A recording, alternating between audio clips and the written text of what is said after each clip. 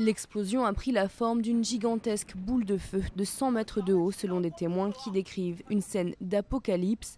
Et pour cause, les deux explosions de cet entrepôt de produits inflammables avaient une magnitude équivalente à la détonation de 3 tonnes de TNT pour la première, 21 tonnes pour la seconde. Le drame meurtrier a eu lieu dans le nord de la Chine, dans la ville portuaire et industrielle de Tianjin, où des centaines d'habitants ont été blessés. Beaucoup sont en état de choc. Nous dormions à ce moment-là quand soudain nous avons entendu une explosion énorme. Dans notre dortoir, M. Song a été le premier à comprendre ce qui se passait. Après la deuxième explosion, il nous a dit de sortir et de courir. Donc nous nous sommes précipités dehors ensemble et nous avons vu que tout avait déjà été démoli par les ondes de choc de l'explosion. L'onde de choc s'est propagée sur plusieurs kilomètres autour de l'entrepôt, créant d'énormes dégâts.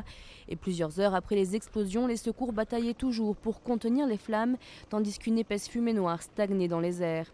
Cette catastrophe s'ajoute à une longue liste d'événements similaires en Chine. La dernière en date, il y a moins d'un mois, dans le nord de la Chine, 15 ouvriers avaient été tués lors de l'explosion d'un site illégal de stockage de feux d'artifice. Une succession de drames qui pointent le doigt sur les normes de sécurité dans les complexes industriels chinois qui ne sont pas respectés par les propriétaires qui souhaitent économiser des frais.